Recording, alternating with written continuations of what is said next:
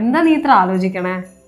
അല്ലടാ, ഈ ക്രിസ്മസ് ആയി കഴിഞ്ഞാൽ എങ്ങോട്ട് തിരിഞ്ഞാലും ഒരു റെഡ് മയമല്ലേ. ഇപ്പോൾ സാന്റാക്ലോസിന്റെ സൂട്ട് തന്നെ എടുക്ക്, എപ്പോഴും റെഡാണ്, ഒരു മാറ്റവും ഇല്ല. അപ്പൊ ഞാൻ ആലോചിക്കായിരുന്നു, ഉണ്ണിയേശ ജനിച്ചതും ഈ റെഡ് കളറും തമ്മിൽ എന്താ ബന്ധം?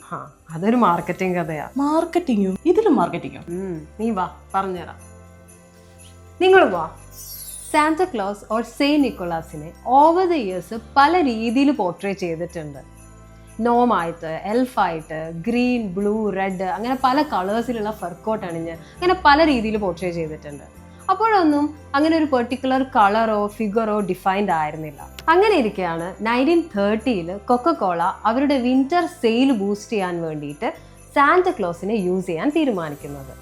അപ്പോൾ ആ കാലത്തുള്ള അമേരിക്കൻ ആർട്ടിസ്റ്റായിരുന്ന ഹെയ്ഡൻ സൺബ്ലോം തൻ്റെ ഫ്രണ്ടിനെ മോഡലാക്കി വെച്ചുകൊണ്ട് ഒരു പ്ലസന്റ് ആൻഡ് പ്ലം സാന്റയെ ക്രിയേറ്റ് ചെയ്തു. And as you already know, കൊക്കക്കോളയുടെ ബ്രാൻഡ് കളർ റെഡ് ആയതുകൊണ്ട് തന്നെ ഒരു റെഡ് ആൻഡ് വൈറ്റ് കോമ്പിനേഷൻ കോട്ടും കൊടുത്തു. This marketing campaign was a big success. അതുകൊണ്ട് തന്നെ നെക്സ്റ്റ് ഫ്യൂ ഇയേഴ്സിലും അവർ ഈ ഒരു സെയിം സാന്റാക്ലോസിനെ യൂസ് ചെയ്ത് മാർക്കറ്റ് ചെയ്തു. അങ്ങനെ ഈ ഒരു പെർട്ടിക്കുലർ ഇല്ലുസ്ട്രേഷനെ ചുറ്റിപ്പറ്റി ഒരുപാട് സ്റ്റോറീസും ഒരുപാട് ഡിസ്കഷൻസും ക്രിയേറ്റ് ആയി. അങ്ങനെ ഈ ഒരു പ്ലസന്റ് ആൻഡ് പ്ലം സാന്റ ആളുകളുടെ മനസ്സിൽ പതിഞ്ഞു.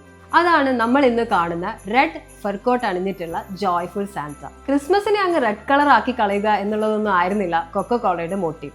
But that is what happened, and this is how some marketing creates history.